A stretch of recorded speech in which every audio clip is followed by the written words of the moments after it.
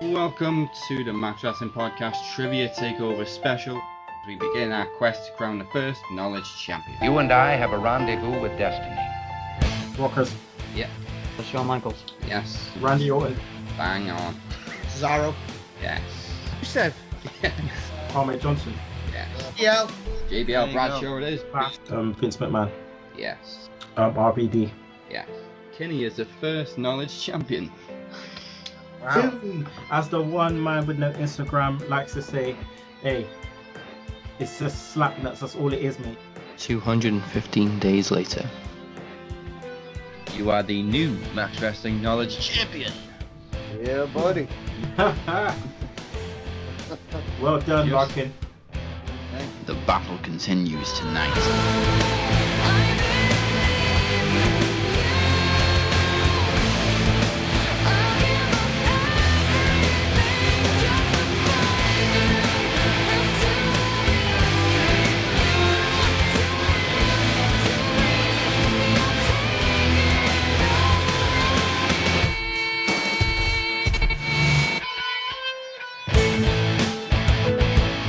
You and I have the courage to say to our enemies, there is a price we will not pay. There is a point beyond which they must not advance.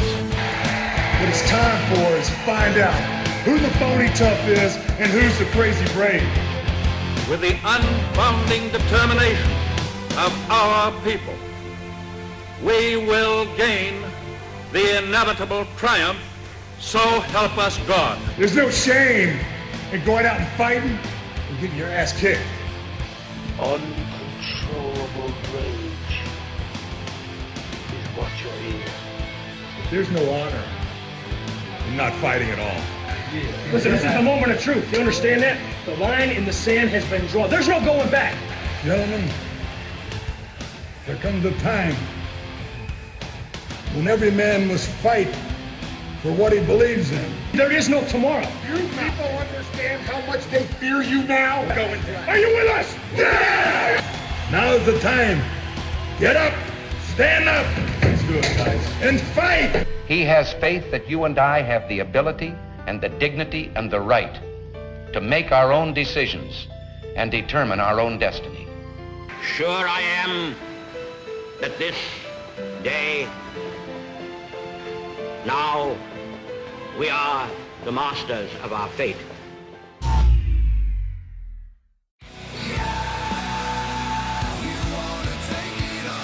And now, YouTube, Podomatic, SoundCloud, and the Swerve Talk Network presents Max Wrestling's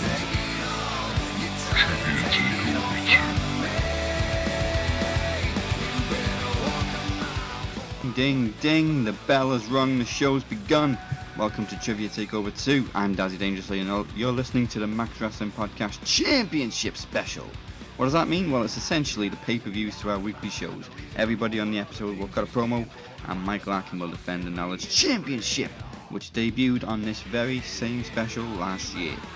We'll also be predicting this weekend's Money in the Bank, so allow me to reintroduce the Max Wrestling captains. They are, of course, the best heel in the business, the Butcher, the walking wrestling cheat sheet Mike Larkin, and the Sheffield Time Splitter Dave Burnham.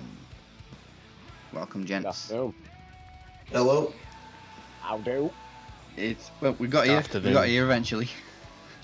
We got here. still waiting for someone, though. Aye, we are. He is. We're waiting for two, actually. Fame appears to still be sleeping. He's actually the only guest we've been plugging for the show. And he's sleeping. Also on the show you'll hear Sunday Segway's host. Could be making another extraordinary Snapchat video. Well, of course, these things take time. He's extraordinary, isn't he? Snapchat. You'll also hear Sunday Segway's Kenny Killer on the show, who was actually the first Knowledge Champion. We pre-recorded his questions earlier in the week, so he'll be joining us via satellite. He is, of course, the host of Sunday Segway. He's our sensei, he's our Yoda. He gave me a lightsaber, which was nice. And joining us via satellite, just like the old school rock, is Sunday Segway's Mr. Kenny Killer. How you doing? I'm doing good, man. My voice is a little bit beat up. Just come back from the lovely Dublin, Ireland, and all I can say is it was glorious. Was the Guinness flowing? Mate, you know what? I don't like Guinness. I was drinking a lot of other stuff though. Yeah. I don't like Guinness. I mean, I've probably had 2 pints of it in my life, but apparently it's much nicer in Dublin. Oh boy, I don't even know. I did drink some, but it just all went down my trap, bruv. Like, it's as simple as, you know. I'm surprised I'm still walking today. That means it was a success. Yes. Good times. Nice. And obviously because he just come back from Dublin on a massive bender, I didn't make him cut a promo, so he got let off on that one. Now, it's been a long road, but supposed to be returning to the show for the first time since April 1st is former captain, co-founder and 2-time runner-up to the Knowledge Championship, the Phoenix. But in true Phoenix fashion, he's late. He's having technical issues, and I believe his laptop is currently on fire. So, if the Phoenix manages to shake his, I don't know, whatever he's going to use up, we'll add him to the show later on. Now, before we get started, shout out to Julian and Rob as they joined the Swerve Talk Network this week. We're excited to have the first ever live show on Swerve Talk, so you can check out the Wrestling Court live Wednesday nights at 8 PM Eastern Time. That's 1 AM UK time, Thursday mornings. The new? The new. How new? First show this week. First show and they make it onto the Elusive Network? No, first show on the network. Oh, I was going to say, fucking hell. The proper new. I was going to say, how did that fucking contract get signed? Now, as we've been saying for weeks, there is a revamp coming in the next couple of weeks, and our brand new logo and redesigned Knowledge Championship will be revealed on the show. So, without any further ado, here is the new logo. I like it. I like it. It's cool, that does. Tidy. I do like that. It's nice. Lovely. I like it. Oh yeah. Mm-hmm. Let's jump in the vault as Dave takes us through this week in wrestling history, and as previously announced, every segment gets new graphics during the revamp. So let's kick things off straight away with brand new graphics. Here is This Week in Wrestling History.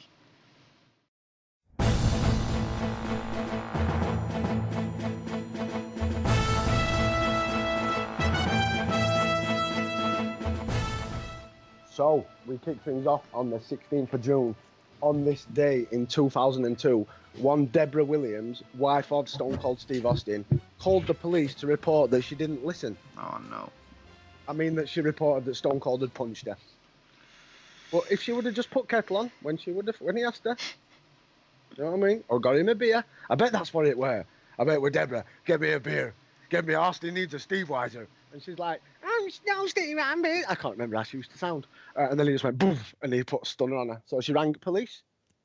On the 17th, 10 years ago, Slammiversary 2007, Kurt Angle, he defeats Samoa Joe, AJ Styles, Christian Cage, and Braden Walker in a King of the Mountain match to win the vacant TNA World title. On the 18th of June, 16 years ago, Rory's War from Tampa, Florida. One of the worst angles ever in WWE finally had its payoff when DDP was revealed to be the stalker of Undertaker's wife. Could have been used so much differently and so better. Yeah. I don't understand why they didn't bring him in during the invasion and have him on Team WCW, ECW. But to bring him in as something, when someone who's so popular in WCW, to bring him in as a heel, it's just stupid booking. But it was Vince's booking, I suppose, of if you're WCW, I'm going to destroy you. Moving on, 19th of June, 17 years ago, Gerald Briscoe defeated Crash Holly to win the WWF Hardcore Championship. On Rory's War, he lost it minutes later, or moments later even, to Pat Patterson, where they were celebrating with the champagne, and he poured champagne in Briscoe's eyes, and then smashed him over the head, and then beat him for the title. And then obviously the feud culminated at King of the Ring in their Hardcore evening gown match, where they both came out full of their inner woman, let's say. And it was all, I always found it hilarious because Gerald Briscoe, he came out with a 2x4, and Pat Patterson, he came out with a bra full of sweets. They were his weapons. Moving on. 20th, 15 years ago, Vince Russo, he returns to WWE as the head television writer. But his second run with the company isn't a long one. He's around for just 3 weeks after clashing with management, particularly over an idea to reboot the WCW invasion. Good old Vince Russo, he loves rebooting stuff. Reboot on a pole, bro. Reboot on a pole. 21st, 16 years ago, it was the first ever episode of WWF reality TV series Tough Enough.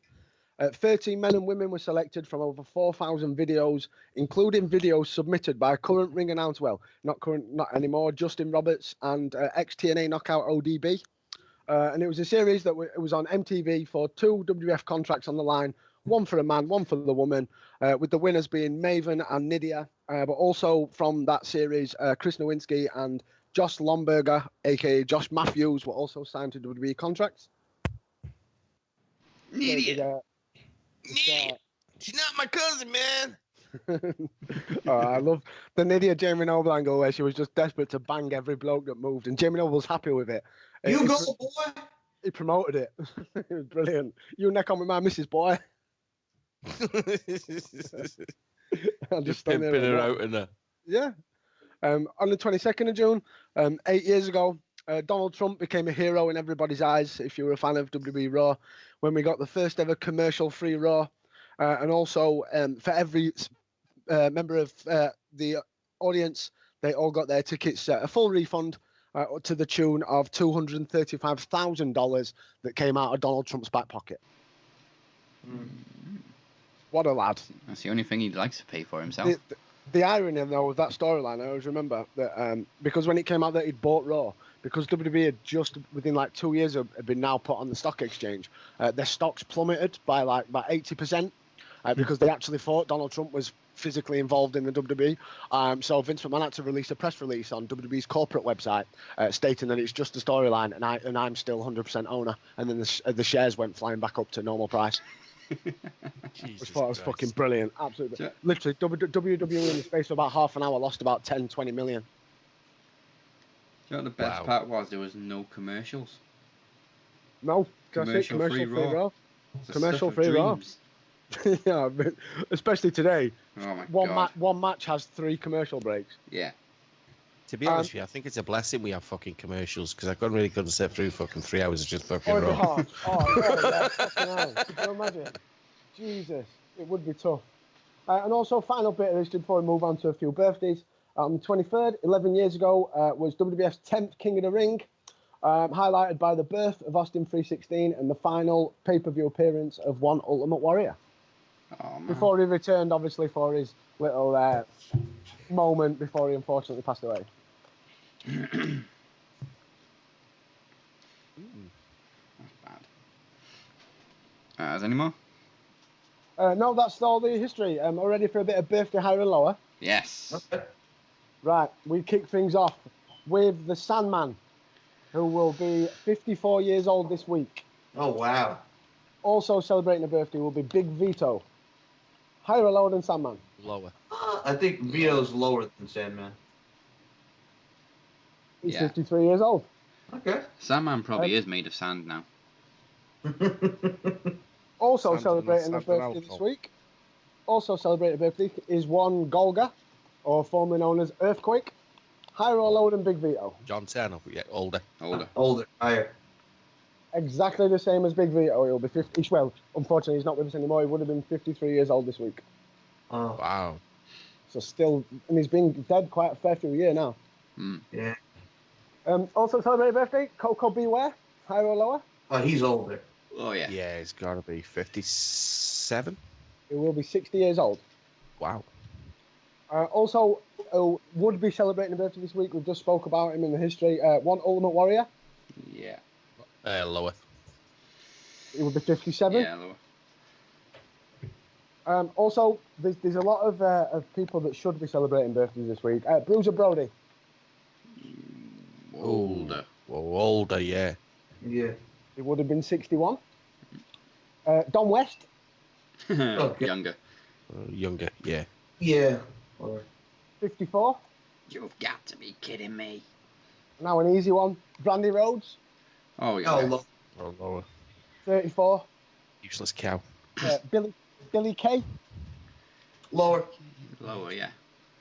28. And one half of Roman Reigns' favourite tag team, the Authors of Pain. Razor. Lower. Yeah, lower. Razor, it will be 23 this week.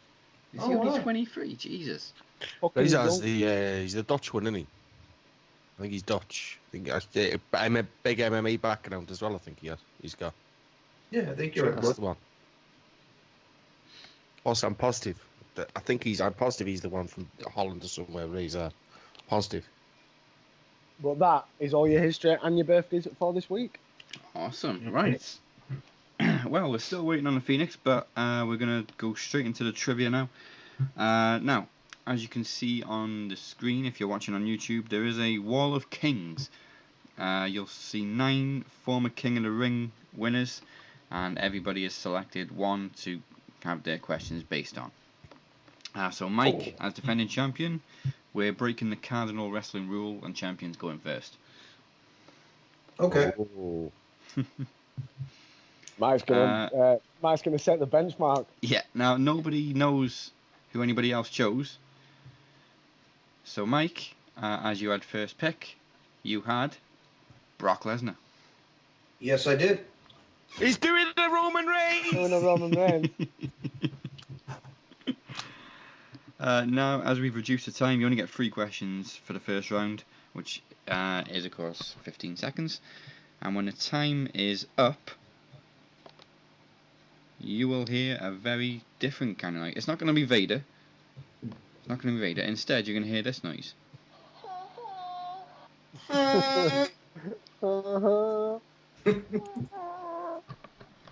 Alright, so your 3 questions start now. In what year did Brock Lesnar win the Royal Rumble? 2003. Yes. At Global Warming 2002, The Rock defended the Undisputed Championship against Brock Lesnar and who? Triple H. Yes. Who did Brock defeat to win the 2002 King of the Ring? Rob Van Dam. Yes, he did. And there's your time. All 3 correct. Well, they were hard. They were hard. Next up is the Butcher, who chose Sheamus. And I can see his thinking behind this, pulling a Roman Reigns.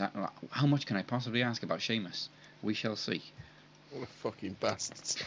I looked at every single one of them and I was just like, oh, well, I know which one I think I know which one Burnham's going to pick. You might be surprised by that one, actually. Really? Okay, your 3 questions on Sheamus start now. In what year did Sheamus defeat John Cena in a table match for the WWE Championship? 2009? Yes. At which WrestleMania did Sheamus defeat Daniel Bryan in 18 seconds for the World Championship? 29. 28. You got 1. Next up is Dave himself. So who do you think he picked? I thought he would go with Triple H. That's what I thought. He went for Billy Gunn. Oh, see, that was the other one. That was the other one I thought. He was going to go for that. I knew he'd go round about that era. But was it Triple H? Is in Triple H, or was it Hunter Hearst Helmsley? Well, he was Hunter when he won the King of the Ring. Yeah, but it'll be based on his whole career. Yeah. Okay. Fame actually chose Triple H, but he's not with us. Okay. So 3 is the score to equal at the moment. Mike got 3 out of 3, so 3 questions on Billy Gunn start. Now, after forming the James Gang in TNA, what did the outlaw Billy Gunn change his name to? Kip James. Yes. Billy only won 1 IC championship. Who did he defeat for it? Eddie Guerrero. Yes. Which tag team managed by Sonny consisted of Billy and Bart Gunn? The Smoking Guns. Indeed it was, and there's the time. 3 out of 3. All right. And if they'd have been jobbers, they'd have been called the Brokeback Bums. And always one of my favourite teams after they split with the Smoking Guns, and they went on Spark Gun went on to form the new Midnight Express with Bob Ollie. I like that. When it was Bodacious Bart and was it Bombastic Bob or something like that? Bombastic Now, Kinny was up next, so let's go via satellite and hear Kinny's questions. Okay, so your first 3 questions will be on the Hitman, Bret Hart. Now, obviously, as we've reduced it to 3 questions, you're going to get 15 seconds instead of 30. Okay. So your time starts after the first question. In what year did Bret Hart win the King of the Ring? 1993. Yes. Who did Bret Hart defeat to win his first WCW championship? WCW championship. Oh God. God. Jeff Jarrett. No. I'll ask you the third one. Bret defeated the British Bulldogs to win the WWE Tag Team Championships in 1987. Who was his partner? Jim the Anvil Neidhart. Yes, that's 2. It was Chris Benoit. Ah, okay. Then, of course, he vacated it. I think he vacated it after winning both his WCW championships. That's weird. The second time was because of the legitimate injury, which meant he had to retire. Yes. Okay, so that puts you on 2. Yeah, so 2 points for Kenny. Legitimate injury. He got kicked in the head by Goldberg. what was the Benoit question? Yeah, what was the Benoit question? I didn't hear the question. Yeah, he beat Benoit in the tournament final because Sting had to vacate the title. Oh, was it? Right. World title. Actually, I was looking at this. He had to vacate the title because of a dodgy finish with Goldberg. So when Bret Hart won it, kicked him in his head. That was the second time. So then Bret got kicked in the head and he had to vacate the title. So that was because of Goldberg as well. Yeah. Fucking Goldberg, man. Goldberg was dangerous. Goldberg was unsafe. Yeah, he was. Okay, so we still can't manage to find the Phoenix, so what I'm going to do is I'm going to ask you each one of his questions just for the hell of it to see if you can guess the answer. So we're not getting a bonus points. Well, we can't do bonus points because Kenny's not here. But I'm handicapped. He can't get... We are handicapped, we got no fucking Phoenix. I've got special needs, and I'm hungover, and I don't really know a hell of a lot about wrestling. So can I just answer? Can I just answer all 3 questions just so I can, you know what I mean, get there or thereabouts, so we can, you know. Do you know what? You're only on 1 point, so I'll give you 2 of his questions to see if you can catch up with Mike. No. Hey, I don't want to cause controversy. Right, no bonus points then. No bonus points. Okay, I'll go to Mike first. Everybody, bonus point for nobody. Which former women's champion did Stone Cold marry in 2000?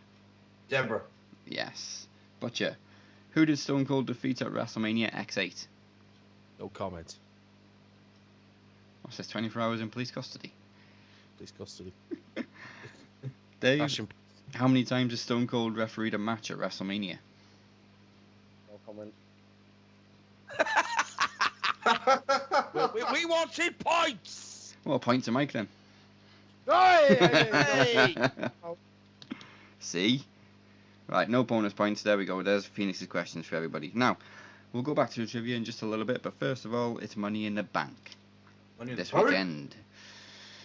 Now, fortunately, there's not that many matches for us to go through. And at the moment, there's no pre-show match, so let's just go straight into it. Naomi versus Lana for the SmackDown Women's Championship.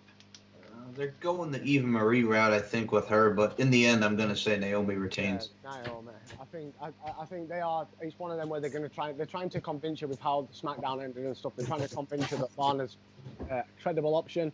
But I think maybe in a couple of months, but not yet. So yeah, Naomi. I'm gonna shock you, and I'm gonna go with Lana. No, that's why you always get these predictions wrong. Yeah. I'm gonna go with Lana. Because WWE doesn't like to shock people. They just like to keep it. So yeah, Naomi. But I'm definitely going with Lana. Okay. Even though she looks like her out. I think her out of Frozen. What's Lana versus Naomi backwards? Oh. I'm own versus anal. It is indeed. PG, we see what you're doing, Vince. Great balls of fire. Okay, so yeah, I'm with Naomi as well on that one. Let's keep it with the women for the first ever Women's Money in the Bank ladder match. Becky Lynch, Charlotte Flair, Natalya, Tamina, and Carmella. Tamina. Tamina. Mini Nia Jax. Mini Nia Jax. Creativity, the originality behind that theme tune is fucking outstanding. Oh my god. For me, guys, I feel a wild card, and I'm gonna go with the woman who has beaten Naomi in a tag match and in one-on-one matches. I'm gonna go with the Queen of Staten Island, Carmella. She is a dark horse, isn't she? Yes. There's nobody really that stands out as definitely gonna win. I mean, probably a safe bet would be Charlotte. No, I think Charlotte will be involved in the decision. Yeah. I think she'll be on the ladder whenever the winner's won, but I don't think she needs it. I don't think she needs it. She can, I don't. She can instantly be put. She's main event. She is another class. I see a different feud for Charlotte. I'm thinking Becky Lynch. Okay. I'm thinking Natalia. Do you know what? I thought that myself, because I heard rumors that she was going to retire. End of the year. I'm going Natalia. That's what I read. Yeah, I'm going to go Natalia. It's a toughie. It is a toughie because it's you really want to say Charlotte, but I agree with you. She doesn't need it. She doesn't need it. No, I mean she's like a 5-time if you count NXT Women's Champion already. Anyway. Yeah, but she's main event though. Do you know what I mean? This needs to be used as a way to elevate somebody else. Yeah. And Natalia's never been seen as main event when it comes to women's division. She's always kind of been seen as the afterthought or a joke. So yeah, why not one final push for it? Yeah, let's go Natalia. See, the thing is as well is we've been like WWE's been doing like these weird decisions in recent weeks. Do you know what I mean? Weird things you just wouldn't see coming. You know, gender. Yeah, but could that sway it more towards that could be Carmella then? Do you know what? I probably would be more. I agree with Mike, to be honest, because that's who I want to say. I don't like it. Do you know what I mean? Regardless, but that's got nothing to do with the fact that they might go with the choice. I just feel obviously she's got Ellsworth, and that's where I'm kind of swaying towards Carmella, because she's got that third man, and she. Do you know what I mean? She's got that. He's the game changer. Yeah. And then can you imagine her? Can you? Do you know? But he is though, isn't he? That's what I'm saying. Yeah. Can you imagine? And them walking with the briefcase as well. The arrogance. I can see it. I'm gonna go with Carmella. I'm gonna agree with Mike. I have to go with Carmella. Okay. I'll go ape shit, man. No, I tell you. Natalia, one last run. Carmella. I'd like Tamina, if I'm honest. Tamina. Tamina. But yeah, Carmella. She's also got Chinless Wonder in her corner. Chinless Wonder, exactly. All right, so tag team championship match, which at the moment of this episode is in 2 days, son. The Usos versus the New Day. Usos. I'm begging for New Day because I'm sick of the friggin' Usos promos. I will say, I'm going with that Usos penitentiary, son. We put you in that penitentiary, son. Up, up, down, down, son. You going after Paige, son. Xavier, you want to turn that page, son. What? Usos. I love how they've started using up, up, down, down as like, they turning it into a move name. I know, right? Did you see how proud Xavier Woods was when he name dropped it? Yeah. I think the Usos are going to win by DQ or something. Right. Here's the thing. As I said, guys, the New Day, I think they'll win it at SummerSlam and they'll become the longest reigning WWE SmackDown Tag Team Champions like they did on Raw. They haven't got to hold it long to break that record. Yeah, right? All right. We'll save the men's Money in the Bank for last. So, WWE Championship match, of course, Jinder Mahal versus Randy Orton. It's in Randy Orton's hometown, so the Maharaja. Yeah, it's got to be Jinder. I'm going Randy. I hope it's Jinder because I can't be arsed seeing another Randy run. I think we're going to have Randy. It's clear, man. They're going into Randy fucking July the 4th, man. That's what it is, man. It's. I think I go with Jinder. Can't go with Jinder. I heard, surprise, penciled in for SummerSlam is Jinder versus Super Cena. Oh, someone tells me they're going to go a different way and we're going to have Cena versus Orton again. So I'm going Orton. Oh, for fuck's sake, please, God. No. 10 billionth time. Yeah. No, but that's why. That's the only reason why I'm going Orton, because Vince loves him some Orton Cena. I know. Yeah, what are you doing though with that, man? Are you turning Randy heel again? Yeah, why not? Oh yeah, you can't have heel Cena. That's a no-no. Oh no. Not when he's going to break records. Yeah, but it's not saying that because the Money in the Bank could be cashed in by then. Yeah, there you go. Yeah, you know what I true. mean? There you Money in go. the Bank could be cashed in by then. Do you know what? But it seems obvious. Fuck it. I'm gonna go with Randy. He swayed him. It seems Randy. obvious. Swayed him. Cena's back on July 4th, and then he's going to face the evil foreigner at SummerSlam. It seems obvious. Maybe too Exactly. obvious. It's maybe Seems too obvious. Oh, he's gonna come out with his pro-America gimmick. Yeah. Yo, what's up, son? This is America, son. Land of opportunity, son. America, I'm coming for you. My time is up. Your time is up. My time is now. We gonna go for it, Jack. Yeah, Jack. My name is Jinder. No, my name is Jack. It doesn't matter what your name is. Who is this Jack you speak of? Okay, so main events. Yeah. Again, this one could go several different ways. The Money in the Bank match between Kevin Owens, AJ Styles, Baron Corbin, Dark Horse, Sami Zayn, Dolph Ziggler, and Shinsuke Nakamura. It's got to be a heel, so I'm thinking either Corbin or Kevin Owens, but in the end, I'm going to go with BC in the building, Mr. Baron Corbin. Ooh. Did you see Nakamura potentially ruin Ziggler's future on Talking Smack? Yeah. What happened? Well, they were doing words. Well, Renee was basically asking Shinsuke about his opponents at Money in the Bank, and they came to Dolph Ziggler, and he said he's a great wrestler, but if he wants to go to Japan, which he will probably do soon, keep it close to your chest, Shinsuke. See, this is another one. Kevin Owens doesn't need it. No. Well, I don't know. Kevin Owens has got the United States title. That's what I'm saying. I think it'd be too obvious for Shinsuke or AJ to win it. It's got to be Corbin. It won't be Sami Zayn because he never wins fuck all. AJ, I don't see. Nakamura, I think it's too soon. I'm saying Ziggler. You've got to give it to a heel. You've got to give it to a heel. And the fact there's 4 heels in no, yeah, the 3 heels. Mm. Do you know what? I'm with Daz. I am. I don't want to say it because it's catastrophic to even mention his name. But Dolph Ziggler could. Yeah. He's won it before. Yeah. Want to recapture that old glory, that massive pop he had against Del Rio. The arrogance. He uses the arrogance. You know what I mean? You're all wrong. Why? Who you going with, Burnham? Sami Zayn. Oh God. Yeah. No. I'd love it, but he never wins. Fuck all. Exactly. I'm going against the grade because he never wins fuck all. But And did you see him? Sami Zayn's like that annoying coach. Exactly, they make him too stupid backstage. I know. Yeah, stop with the pep talks already. You want him? But I love Shinsuke's reaction. I like him. I like him. Yeah, of course you do.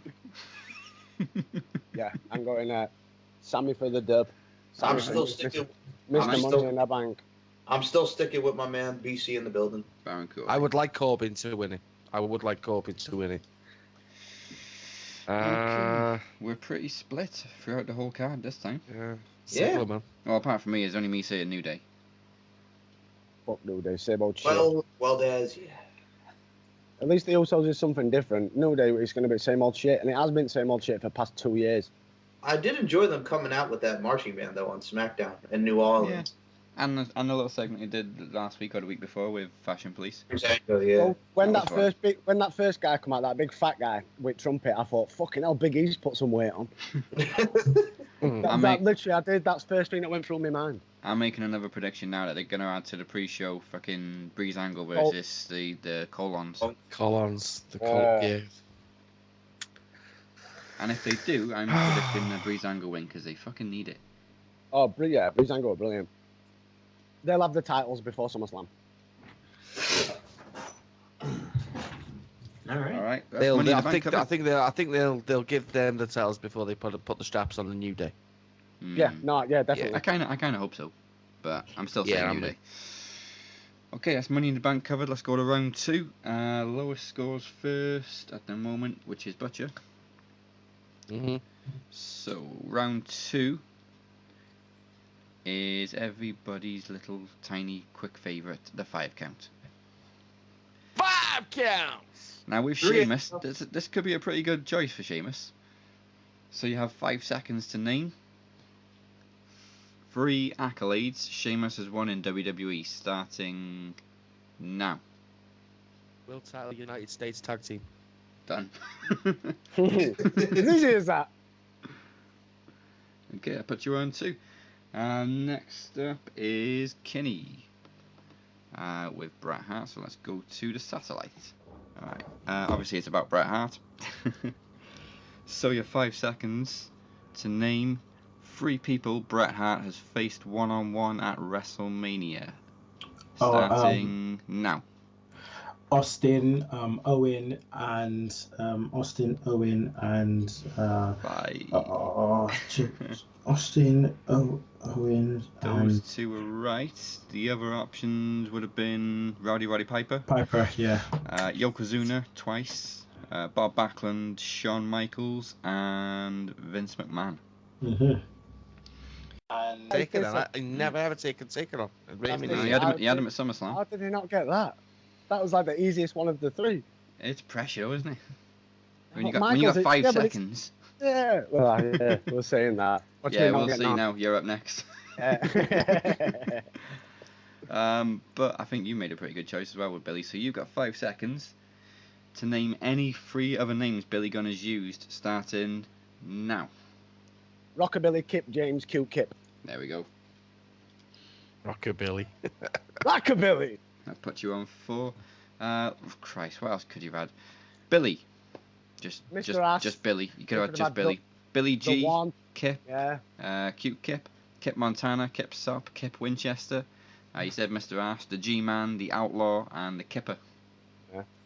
Or the New Age Outlaw, what it was. And the New Age Outlaw, yeah. Which WWE nearly sued him over. Yeah, for 1 week. And then the following week he came out just as the Outlaw, and I'm like, there's still a claim in there, surely. That was around the time I first got into TNA, and I just thought, why are they calling him the Outlaw? Because if you remember, they started putting it on like Bravo or something like that. Yeah. I started watching because I was like, whoa, this 6-sided ring thing's quite good. Yeah. and then fucking hell, that's Kurt Angle. How times have changed. Oh boy. Okay, which leads us to Mike with Brock Lesnar. Give it a shot. It could be a pretty good choice as well. So you got 5 seconds to name, not counting the years, just the names.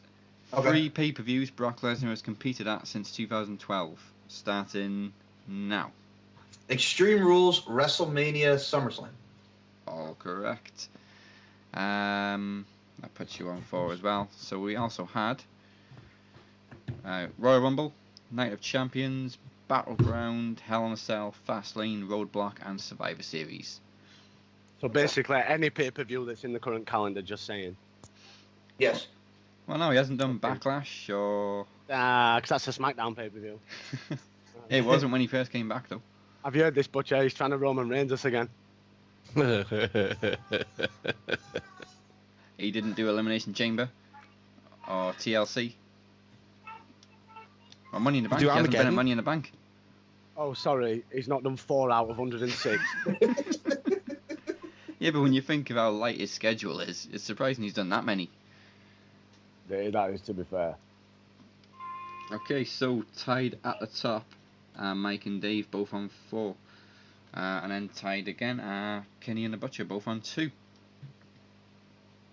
Okay, we're going to go to our first break, but before we do, quick shout out to Daybreak Embrace for 36, which is one of tonight's theme songs taken from the album Tomorrow Awaits, available now on iTunes and Spotify.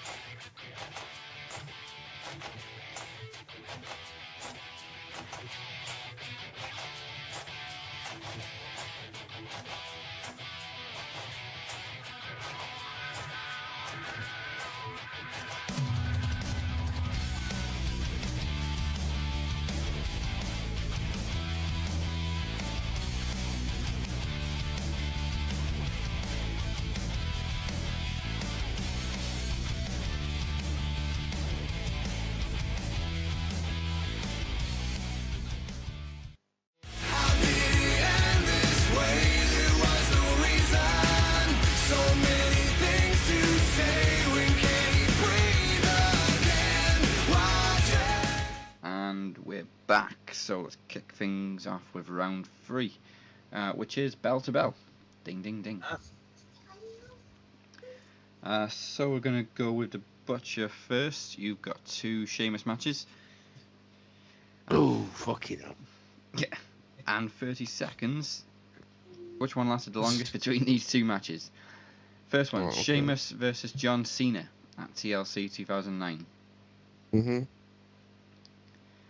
And Sheamus versus Triple H at WrestleMania 26. Which one lasted the longest?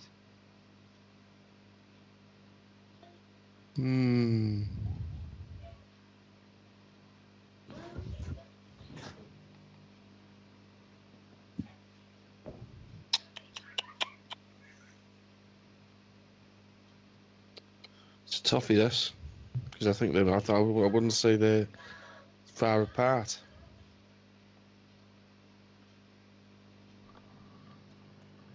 I gotta go with Cena. Cena, okay.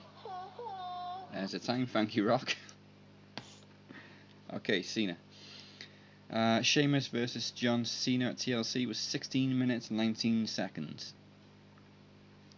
And Sheamus versus Triple H was 12 minutes 9 seconds. That is correct. Thank you, John Cena. You cunt. And that puts you on 3, so let's go to Kinney now to get the Bret Hart matches for bell to bell. Okay, so still on 2 points. Round 3 is bell to bell. So you get 2 Bret Hart matches. All you gotta do is tell me which one lasted the longest. So match number 1, again you'll have 30 seconds for this one. Match number 1 was Bret Hart versus Stone Cold Steve Austin at WrestleMania 13. Yeah. And Bret Hart versus The Undertaker at SummerSlam 1997. Which one lasted longest? Oh, fucking WrestleMania one. Do we stop the clock? Yeah. Alright. Bret versus Stone Cold was 22 minutes 5 seconds. Bret versus The Undertaker was 28 minutes 10 seconds. 28 minutes? Yeah. The one at SummerSlam? Yeah, the one with Shawn Michaels as a referee. That was 28 minutes? That was 28 minutes long. No way. Wait, that's bell to bell, yeah? No entrances or nothing? No, that's bell to bell. The hell? Oh yeah, no, HBK hit him with the thing with the chair. Wait, oh, anyway, yeah, here's what it is. I would have thought the WrestleMania match was longer.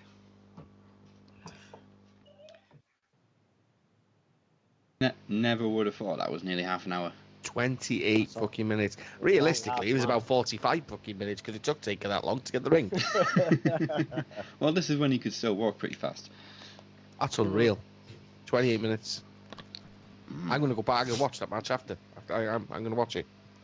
Okay, which unfortunately means Kinney's eliminated with the least points, so it's between Mike, the Butcher, and Dave, the 3 captains. So we'll do round 4 now to find out who's going through to head-to-head at the end of this part of the show. Round 4 is Championship title sequence. Championship! Okay, Butcher's up first. If you get this right, you're even with Mike and Dave at the moment. And the sequence is Daniel Bryan. Oh, sorry, for the World Championship. Daniel Bryan, Sheamus, Big Show. Who's next?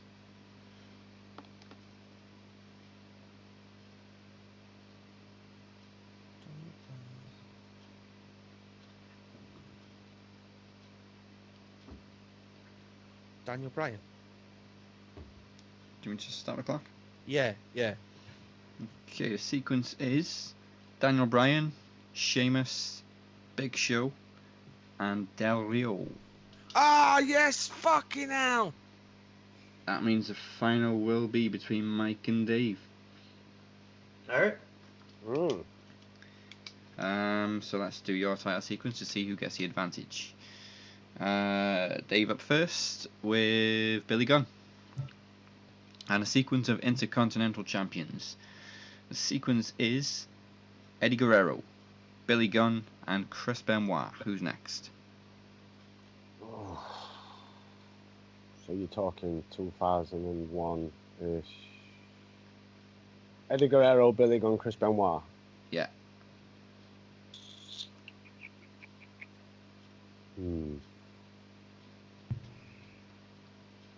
I think I'm gonna have to say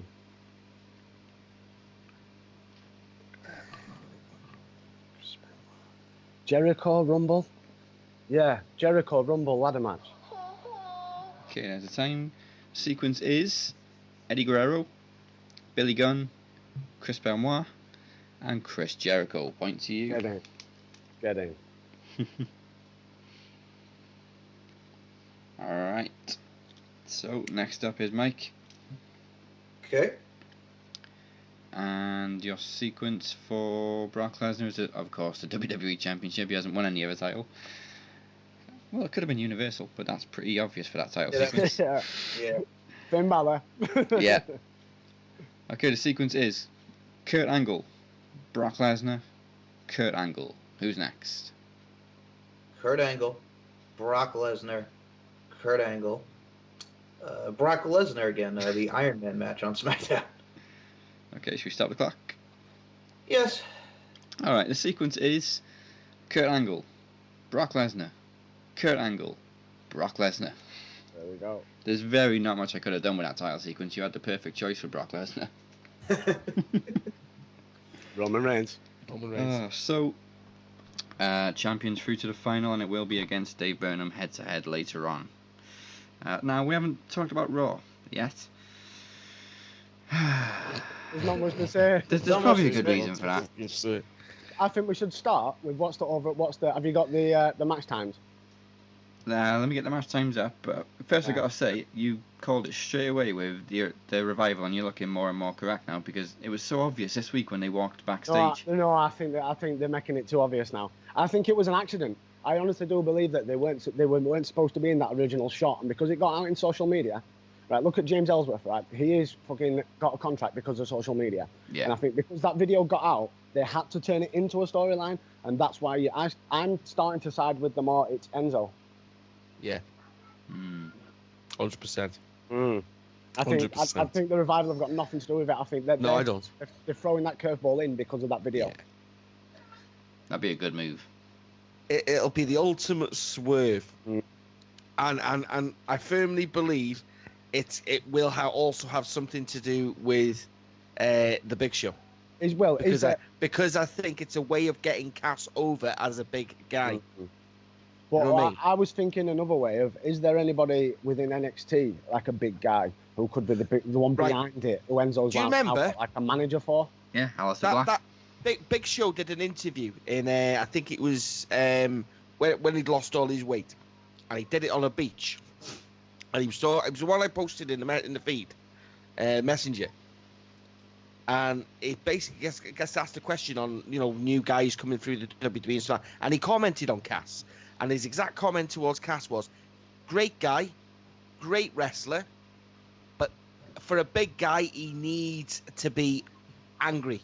He needs to have that. Do you know what I mean? That mainstream. I'm telling you, maybe. Do you know what I mean? Maybe it is. They're going to do that. I mean, I've always seen Enzo, but Enzo's not a fucking wrestler. Do you know what I mean? No. He's a manager. He's that type. He's that type of guy. I tell you, fucking, if I'm wrong, I'm wrong, but. I think it's the perfect one. And do you know if you think how Vince McMahon thinks as well, Enzo's song could easily be changed to this right here is Big Show, and he's 7 foot tall. Yeah, it could easily be changed. Exactly. You know what I mean? And that's how Vince thinks sometimes, because the corny shitty stuff like that happens, where he likes to change things up. So there's every chance. Yeah. I must say, I also am tired of seeing Kalisto and Apollo Crews wrestle, and now we're getting Tozawa in the mix with the Titus brand. Have you seen the picture though? Have you seen the picture? I did. It's fucking brilliant because you've got fucking Titus O'Neil and fucking UR Nation with big smiles on their faces, and Tozawa's in middle thinking, "Fuck, what's happening?" That was probably my favourite moment to Raw. That was probably my favourite moment to Raw. That whole thing. Yeah. with Tozawa literally being pulled from pillar to post between the two of them. People need to give this You know what I title stand a chance. Honestly, I think it could be. I think it could be good for fucking UR Nation. Well, the good thing for me is we're going to get Neville versus Tozawa, which I'm looking forward to. Yeah. Oh, it was quite funny. I thought it was funny.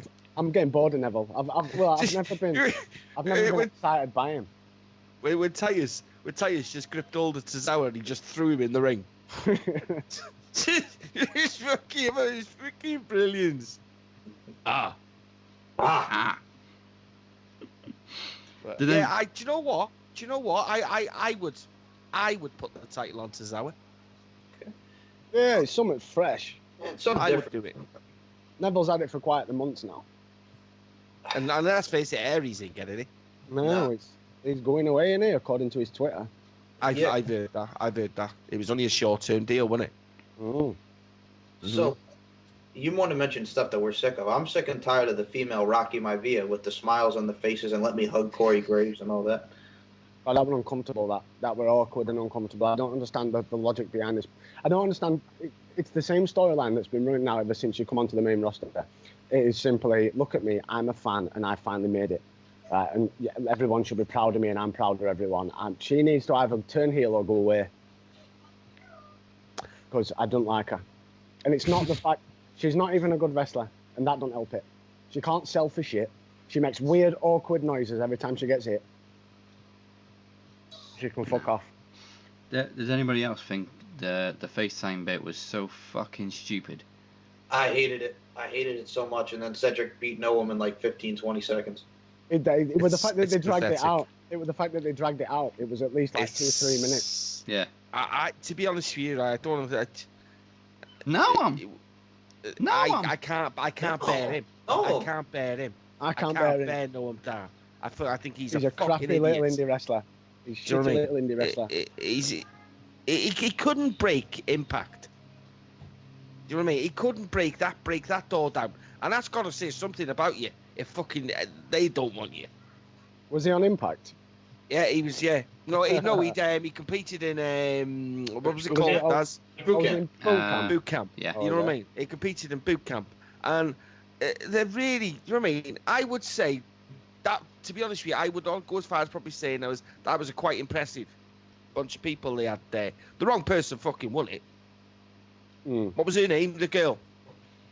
Kaylee Ray. Yeah, she's in ICW now, isn't she? She should have won it. Yeah, she was awesome. She should have won it by a fucking mile. And it pisses me off the fact that fucking WWE ain't picked her up. Because she's fucking awesome. You know? But when you look at fucking Noam Dar, and he's just like, you hit the nail on the head. They paid her. Do they know what they've not got nothing for it? And the thing is, it's the same shit. Yeah, and they continued it on 205 Live with Cedric hanging up on her. But she's on Total Divas, so they've got to keep her on TV. The only ever thing I can honestly say that I like about that girl is when she has her hissy fits. I think it decreases me, you know. But she can't wrestle for shit. She can't wrestle for shit. And it's just like, go 2-3 weeks back. You know what I mean? A victory over Sasha Banks. And now she's got a neck injury. Fuck off. Your injury is the fact that you can't fucking wrestle. You know what I mean? There's no ifs or fucking buts about it. I don't understand this thinking in, let's still have people, women, on the roster because they look fit and they're eye candy. Oh, it's because she's on Total Divas. Get rid of them. That fucking thing needs cancelling. Fucking hell. The network's more important than what we see in ring, and that's been the same for fucking years. And she's on Total Divas, so she's constantly going to be in storylines, in these fucking fake put-on Total Diva-esque storylines. Load of bullshit. Oh, yeah.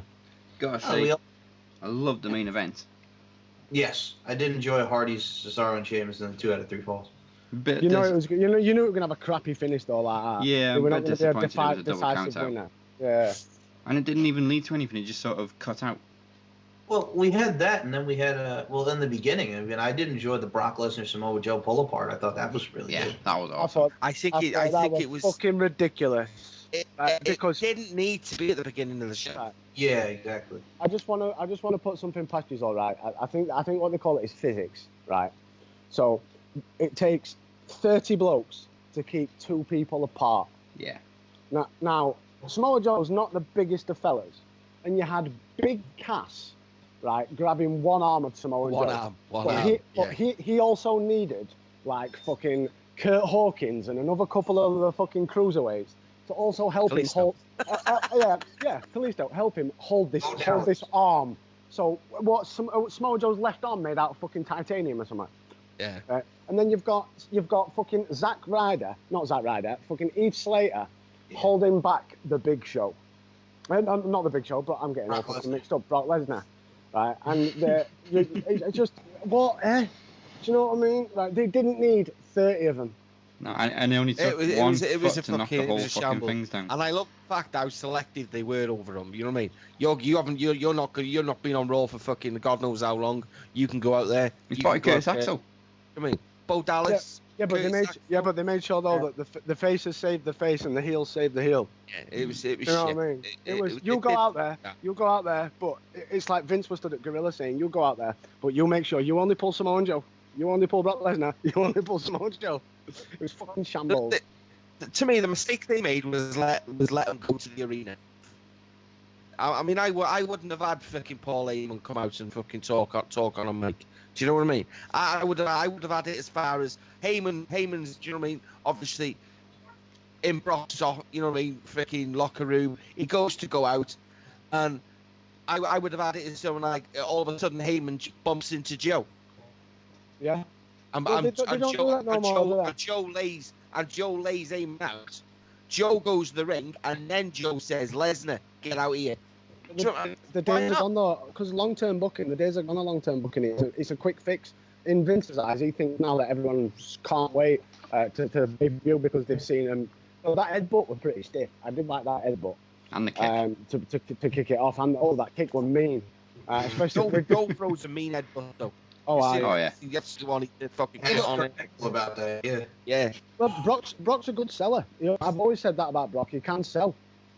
Even his clunky big Brock now, but he can still sell. It's like I was critical the other week of this. Well, not critical because it's kind of one of them things we mentioned last year, and it was one of them matches you thought, fuck it could be fucking brilliant.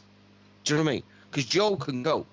And if you know what I mean, no disrespect to fucking majority of the people on that roster, but if you're having a wrestling match with Brock Lesnar, you've got to be able to give it and fucking take it. And there ain't a lot of fucking people fucking big enough and hard enough. Do you know what I mean? No. To go toe to toe with Brock. Fucking Joe can go. All right. Joe, he's a mean ass bastard. Do you know what I mean? There's no ifs or buts about it, and I think it kind of said just how credible of a guy Joe is. Do you know what I mean? WWE let him go in the 90s. Yeah. Didn't touch it. Do you know what I mean? He went away, freaking worked his fucking ass off in the indies, broke fucking doors down, and it paid his dues. You know? And for guys all over social media like Bully Ray, freaking Christopher Daniels, Frankie Kazarian, guys he's had fucking 5-star matches with. To come out and say, yes, he fucking deserves it. And the guy fucking does. Like I say, kudos to fucking WWE for basically, it was fucking shocking the fuck out of me. I did say he was a wild card. You know what I mean?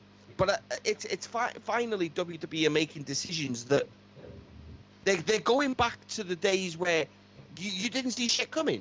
You know what I mean? They're making these shocking decisions where, all right, you fucking typical fanboy that lives fucking down the road and, sits on fucking SE scoops, fucking slating fucking decisions like Jinder Mahal being the champion.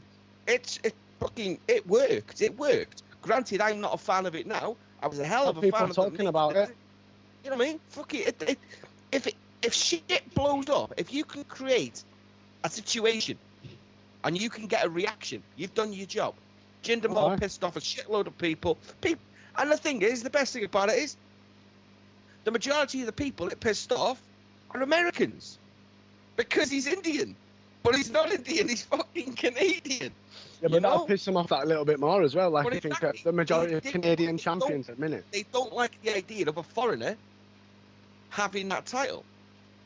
And that's it, you know. I think, and that's why I like it.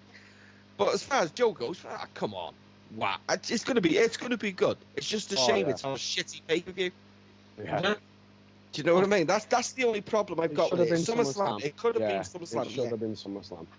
Well, I think they're setting up Brock and Braun for SummerSlam, from what they're saying, since Braun is cleared now. I think it's that thing of people are going to watch SummerSlam no matter what, but they're trying to sell more tickets. I mean, I do think Joe will win though. He's got a good chance. I do think Joe will win because I think Brock's coming to the fact that he does SummerSlam, doesn't he? Yeah, and then he'll come back for Mania. And that's it. Maybe you know Survivor what I mean? Series. He drops it now, or he dropped it at SummerSlam. You know. I think Joe's the man to do it because I think you need a solid heel, don't you? Yeah. Yeah. You know, don't put a fucking title on a face, man. It just don't fucking work. Yeah, you need the faces to chase the title. Unless you're gonna put the strap on Strowman. Yeah. But in that way, does Joe deserve just that one title opportunity? I don't think so. No, not at all. I'd like to see Joe and Reigns go. Oh yeah. You know. Okay. How times change when we used Strowman to could come back as a face. Roman Reigns. You know. Well, I will say, I want to talk about solid heels. I got to say, I've been really enjoying Alexa Bliss's heel work, and this week was no different with that whole Nia Jax thing, and then Mickey and Dana and Sasha and all that came out. That girl's brilliant on the mic. Yes, she is. She's so. I mean, she's so good. Goddess. Yes, she is. But she's so fit. Very familiar, isn't it? That they have all the women in one segment. Oh yes, SmackDown. Hello. Okay. Becky James needs to shut up though. Yeah, she cannot cut a promo. You know what I mean? So total Raw match time. Any ideas? 48 minutes. All right. The fucking tag team match was quite long. Yeah. Well, it's 2 out of 3 falls. Yeah. I'm gonna go with 42 minutes. Okay. For 50 minutes. Okay. The actual time over 7 matches were 41 minutes 39 seconds. Oh, yeah, boy. gotcha. All right. Cedric and no one was 10 seconds long. Okay. Did anybody hear what the dark match was that actually closed tonight What was the dark match? after the show? Roman Reigns defeated Bray Wyatt. Okay. A dark match. Yeah, that was after the show. And where was Skinny Finny? Skinny. Finn hasn't been on for 2 weeks, but they keep showing his promos for him. I don't know what's going on. I'm so fucking. I'm really, really not interested in Finn Balor, if I'm honest. It's gone. Do you know what I mean? I think his whole return's been fucked up, hasn't it? It's a mess. It's a mess. I think his injury kind of completely fucked everything up. Yeah. But it's like I said, to be honest with you, the old draft, whatever you fucking call it, completely fucking it's completely tarnished everything. You know, how many top guys now have you got on Raw? Exactly. It's too many. Well, on SmackDown, Seth Rollins, Roman Reigns, Braun Strowman, Bray Wyatt, you know, I mean, Brock Lesnar, Samoa Joe, Seth Rollins, Dean Ambrose, The Miz. Exactly, The Miz. Exactly. Yeah, it's because they did that shake-up to take away because SmackDown were kicking Raw's ass and Vince didn't like that. So he took all SmackDown's big guys and put them on Raw, and now we've got all the big guys on Raw. It was a bad move, you know, it's. Do you want the? It's not good. Even Seth Rollins looks fucking lame. He looks lost. What have they done to Seth? Where's that? You know, I mean that rebuild, reclaim. You know what I mean? I'm lost with what they're doing, to be honest with you, with this.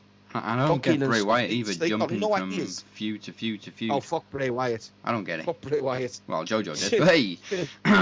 Hey! Wonder if he told her to run. Yeah, when his wife came on. I bet you Oh, was it, wasn't it? You know what I mean? I bet you Eric Rowan was sat in the corner fucking jerking off with his chic mask on. And Luke Harper's in the other corner. Fucking, Yeah. Yeah. Oh, God. Alright, do you want to do the total SmackDown match time? Because this is quite surprising. 1 hour 10. There were loads of stuff. Alright.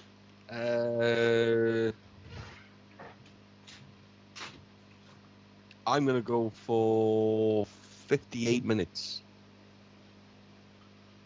1 hour and 5 minutes. Alright, so Raw had 7 matches and was 41 minutes 39 seconds. SmackDown had 4 matches and was 40 minutes 52 seconds. Wow. Oh wow. They fit nearly as much as Raw did in 2/3 of the time. I did it.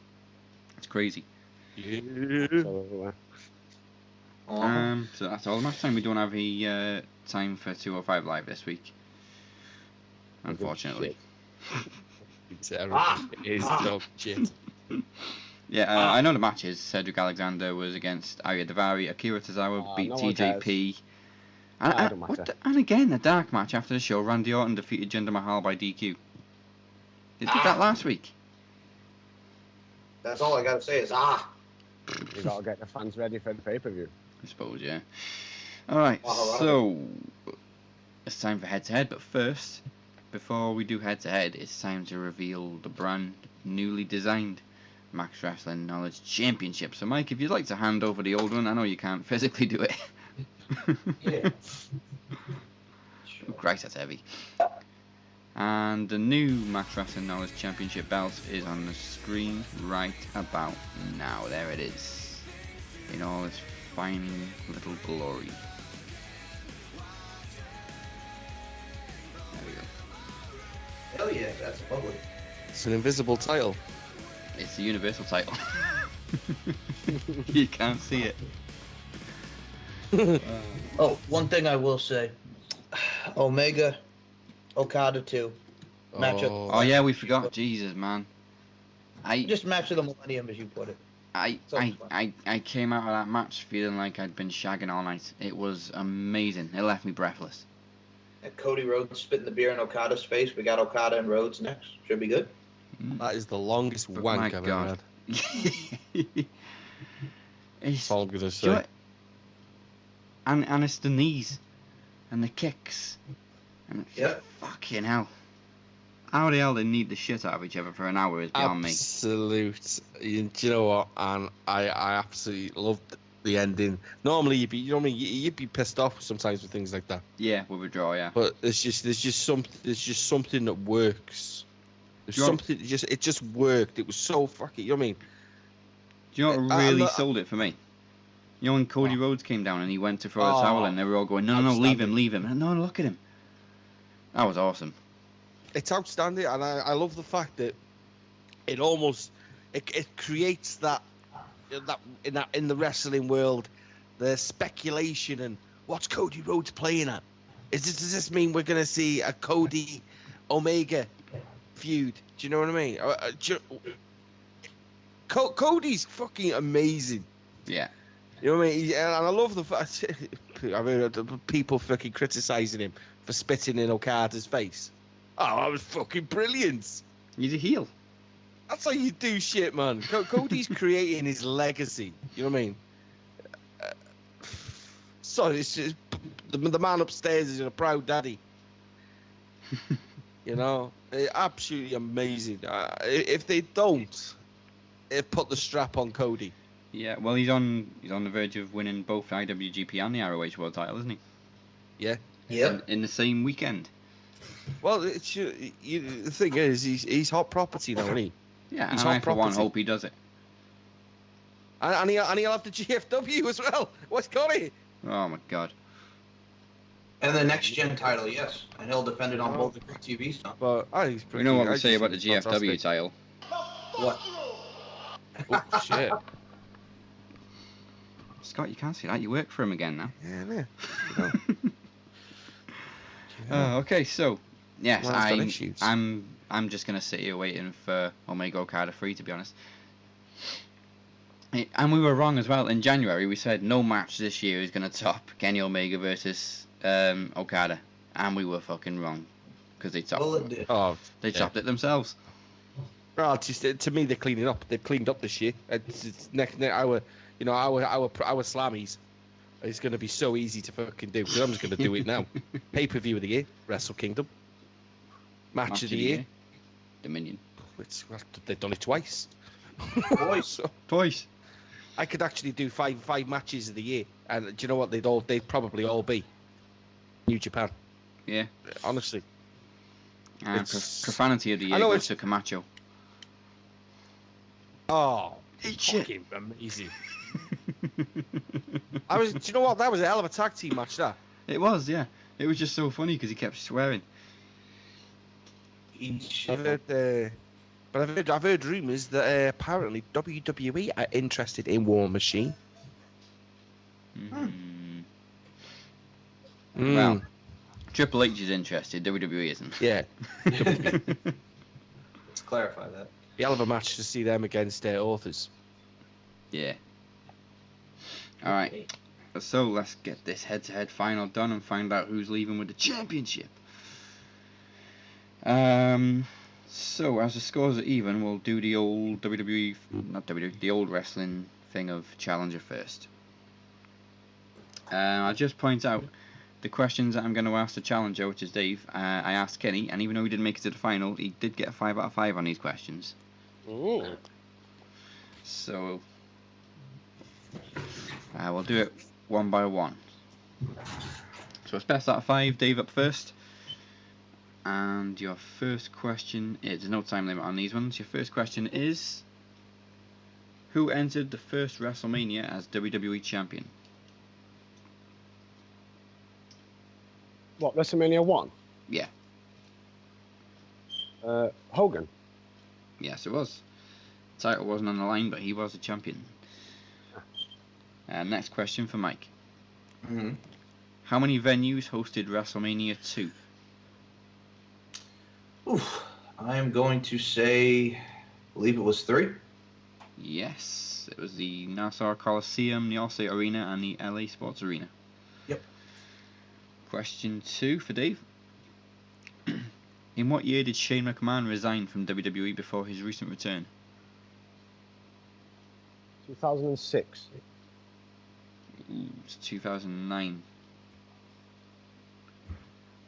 Okay, next one for Mike. Who did the Brothers of Destruction defend the WCW Tag Team Championships against at Unforgiven 2001? Chronic. Yes. It was shit. Okay. They're chanting Isaac Yankum. They're chanting Isaac Yankum, Adam Bomb, Crush. It was bad. Question 3 for Dave. In ECW, what were Johnny Grunge and Rocco Rock collectively known as?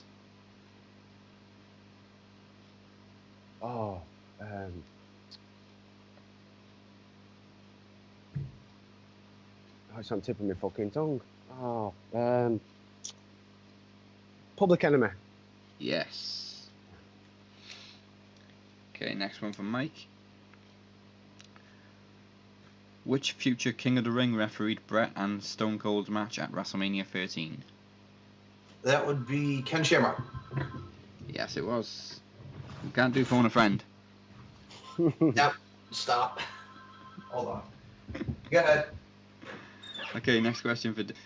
Your question is, who was the first person to win both King of the Ring and the Royal Rumble?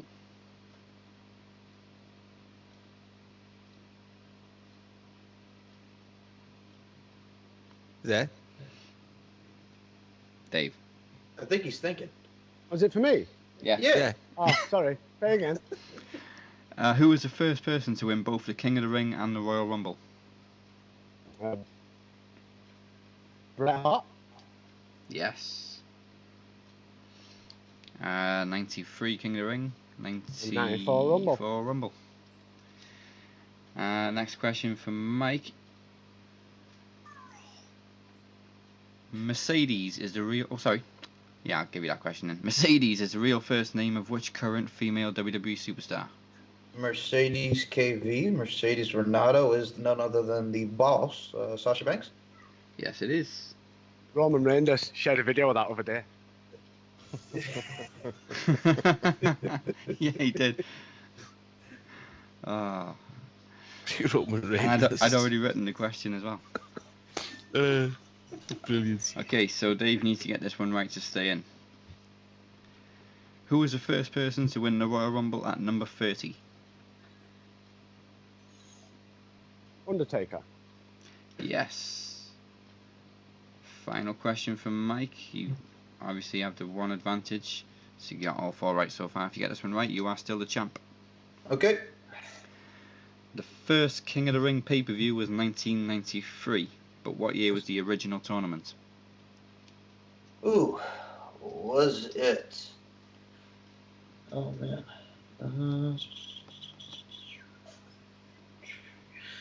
All right. This is going to be a complete and utter guess. 1988. All right. It was 1985. It was Royal Rumble that was first in 1988. And then it was the famous Sheiky baby cut a promo on him, didn't he? Yeah. So I don't know what's the Sheiky baby thing. You know, does Sheiky and Don Morocco would still get on? Like, I mean, should we ask him? I think you better add. Oh, is it here? Just clear it up. I didn't like his attitude. He was a punk.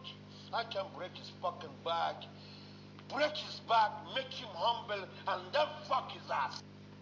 Jesus Christ. I'll take that as a no. Fucking ass, isn't he?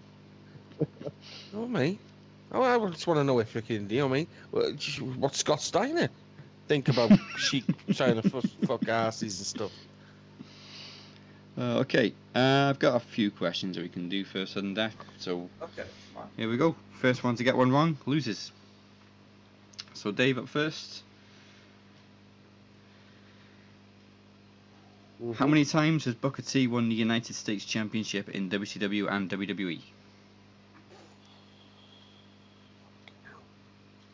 That's the test of that. Nah, he had the.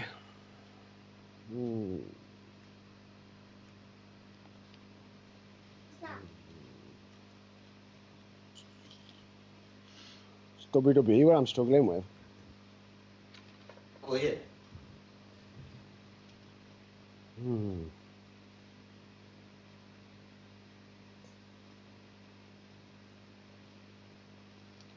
Fuck. I'm struggling. Right, everyone's glad they didn't choose Booker T for questions. Fucking hell. I'm just gonna fucking go for 4. 4. Fucking get in! Oh. What a guess! 2 in, Alright. I'm thinking 2 in WCW, 2 in WWE. 3 in WCW. Was it? Mike to hold on to that championship. Mhm. How many times has Triple H won the Intercontinental Championship? Oh boy. Oh boy. Oh boy. Was it? This is a tough one for me. I am going to say. This is another guess for me. I am going to go 5. 5. Oh! Still in. Oh, hey! Bloody hell! Fucking guesses, just keep guessing, lads. Next question for Dave.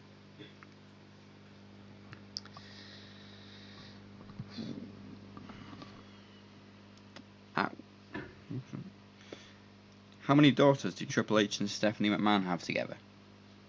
3. 3.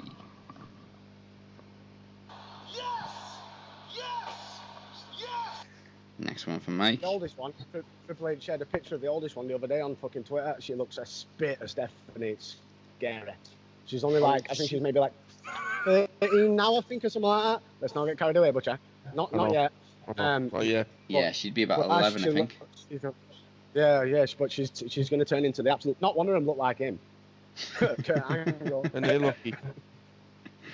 I know. They've not got his nose. Ooh. Next question for Mike. At which pay-per-view did Booker T make his WWE debut invading the show? King of the Ring 2001. Yes. Next one for Dave.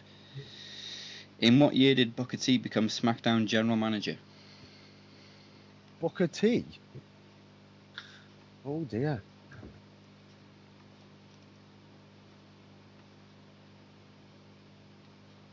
Well, they were world champion in...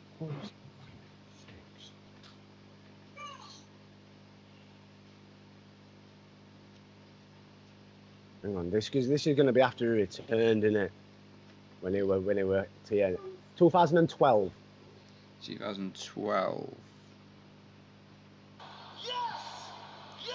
And we're still going. Okay, Mike. Yeah. Question 3 to hold on to that title. Triple H starred as Ray in what 2011 movie with Ariel Winter? I'm the chaperone. Oh, sorry. Yes, No! it was Chaperone. Well, that's 3 for 3. We're going to have to try something else now. Alright, we'll do... How long we can say Alicia Fox? We'll do 2 of the accolade. Yeah, we'll do a Fox off. We'll do 2 accolades. 1 for Sheamus, 1 for Triple H. 1 for Booker T, 1 for Triple H. Alright. Right. This is Booker T heavy this final round. No, sorry, we don't have a Booker T one. What do we have? What about a Hitman? Alright, I'll tell you what. Yeah, let's... Yeah. I'll tell you what, I'll tell you what, a Dave. special. Dave, I'll let you give me a number first. How many people do you think you can name that Triple H has beat one-on-one for any World Championship? What was the question? See how many people he thinks he can name that Triple H has beat for the World Championship. Okay.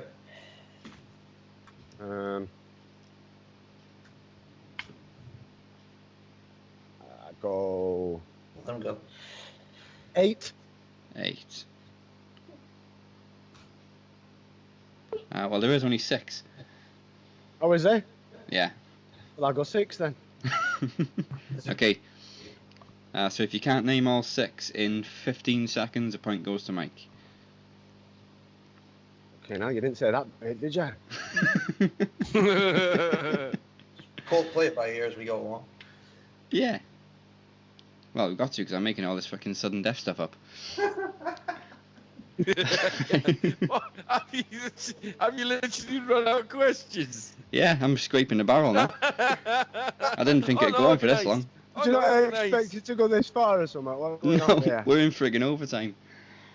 Well, I'm so glad you mentioned Ray, because I got to do, I'm Ray, and I'm the chaperone. To do all 6, 15 seconds starts now. Mankind, Big Show, Rock, Austin, Kurt Angle, Triple H, Hulk Hogan, Undertaker, Kurt Angle, Roman Reigns. I don't know, I'm struggling from now on. Batista, Randy Orton. Time's up. It didn't beat Austin or Angle, but you got all except Chris Jericho. Okay, so, Mike, to take the point, I need you to name all 7 WrestleManias Stone Cold competed at. Oh, that's not easy either. Fucking heart hard. In 15 seconds. Well, if you say 6. Do you want me to start now? Or? You got... How many did you get, 5. Mike? You got 5. 5. Okay, so if you can beat 5, you don't necessarily need all 7. If you can give me 6 or 7, you get the point. Okay. Okay, your 15 12. seconds starts now. 12, 13, 14, 17, 18, 19. Yeah. I mean, Well, 15. there we go, you got 6. Yeah, there you go, 15, you got all 7. That was so fucking easy compared to mine. Oh. Jesus. And still, Max Wrestling Knowledge Champion, Mike Larkin.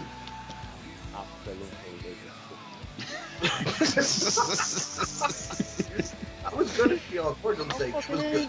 13, 14, 15, 16, 17, 18, 19, 20. That's all, literally all he had to fucking do for that answer was count between 13 and 20. I said 12 too, Savio Vega.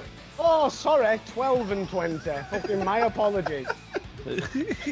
Absolute fucking bullshit. Some salt. This is. I just say, do you want any more salt? Sure, we don't need the Phoenix back. That was hell of a tick. That was hell of a freaking quiz, huh? That was the Omega Okada of quizzes. That was good. Well played, sir.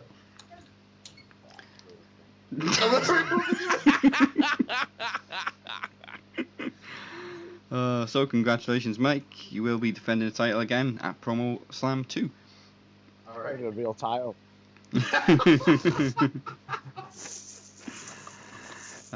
And well, as we just said, the next time we bring you a championship special will be Friday, August 18th at 4 PM UK time, 11 AM Eastern. Can Mike survive another defense? We'll also be discussing NXT Takeover and SummerSlam that weekend. And a shout out to Frozen in Time. You can go check out the Promo Slam theme song now. It's called Stand Your Ground and it's available on iTunes and Spotify. Now it's time for our final break. When we come back, it's promo time. Stay tuned, we'll be right back after this.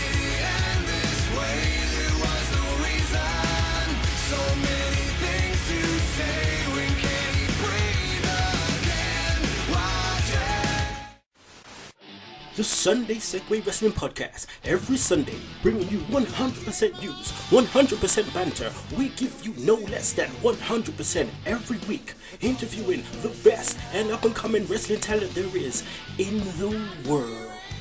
Hi, this is Ring of Honor superstar Adam Cole. Hey guys, this is Justin Rosero from the Place to Be podcast. This is the People's Princess, Nadia Sapphire. Hi, this is Rob Shammerger. This is Shiloh Jones.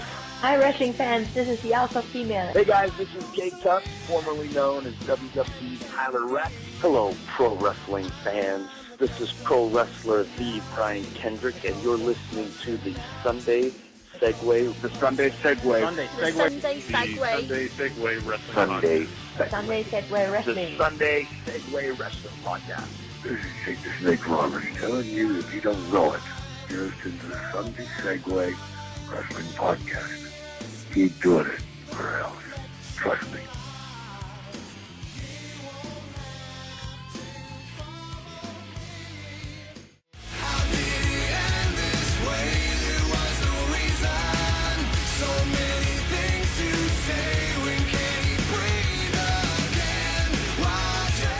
Welcome to the final part of the show. Now we're going to do half the promos now and then half after these segments. So, Butcher or Dave, who wants to go first? I'll go. Okay. Oh. Did you have one prepared? Oh no. I never do. I just go off the top of my head and we'll see what I say. Sometimes I can't control words come out of my mouth. But I need to give a public advisory warning though, because in my room currently, in my living room, and she's been sat there since we've started recording, is my beautiful other half. Now, I need to just look at her and say these words, and all listeners you'll be hearing as well. Will you marry me? What I'm about to say, right, what we do on this podcast, love, right, is a section called promos. Now, what we're recording at the minute is one of the monthly specials, and everybody has to, I don't get quizzes wrong that often, you see, but everyone has to do a promo. So, do you know, like when we watch wrestling together, do you know, like Enzo when he does, my name is Enzo, all that stuff you love, yeah? Well, that's what they call a promo, but I'm a bit ruthless, and anything I say, I apologise in advance. Because I'm saying it about a guy I really don't like. And I've got some nasty words built up and ready for him. Oh, shit. And I apologise in advance, sweetheart. And I love you, and you know I do. And this isn't me. This isn't real me. Right, carry on, Daz. Oh, shit. Okay. Please be on who I think it is. Now, dare I ring the bell? Your call. Ring the fucking bell. I want to hear it. Okay. Ring the bell.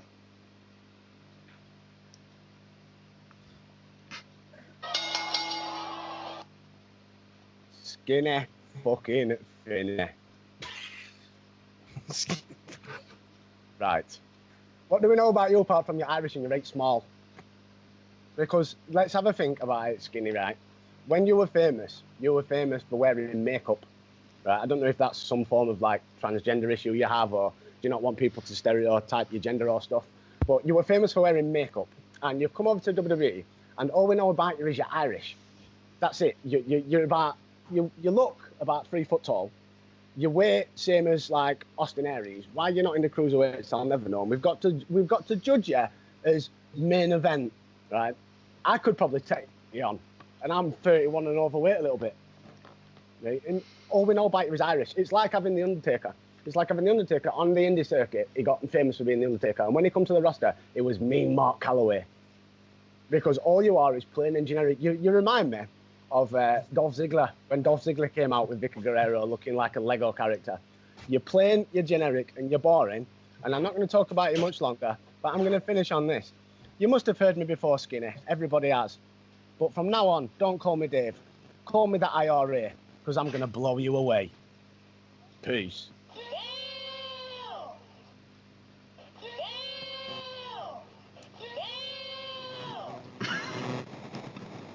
Wow.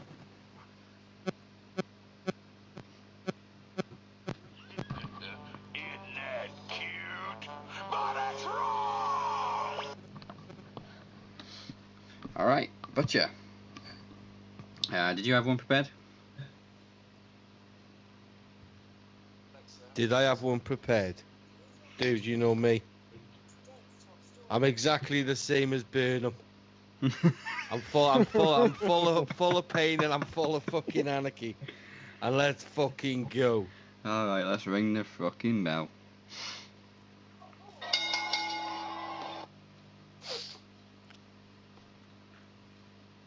Decisions. WWE's making plenty ruthless decisions. Jinder Mahal, Bayley, Alexa Bliss. Decisions that are turning heads. One person's name keeps popping up on a special day. The 4th of July. The 4th of July, that monumental day where Americans celebrate independence. All these little kids sitting in the front rows wearing their "You Can't See Me" t-shirts. Never give up. We see what happens with heroes. They all fall. And you, John Cena, you're no different to anyone else. See, but the difference is, John, is you're not wrestling a Finn Balor. You're not wrestling a Roman Reigns. You're not wrestling a guy in Bray Wyatt. You're not even going to be wrestling, John, because like your other half, soon to be wife, she almost lost the ability to walk, John. My plan is to do exactly the same to you. But there is going to be no surgeries that can fix you, John Cena. Because them doors are open and you have to walk through them. The cutting room is open, John, and I'm going to cut you up.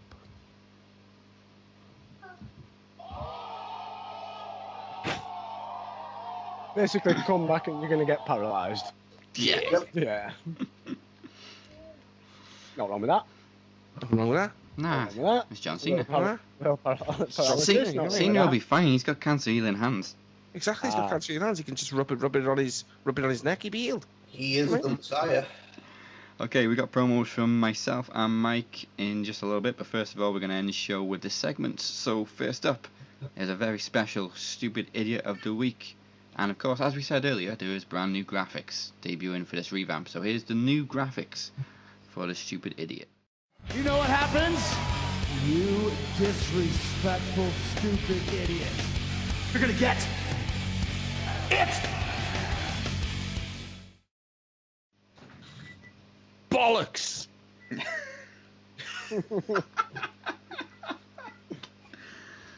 Oh, that is a fucking outtake and a half. No, That's you're an keeping that outtake. in. You got to keep that in. You got to keep it in, Daz. Yeah. This is short and sweet.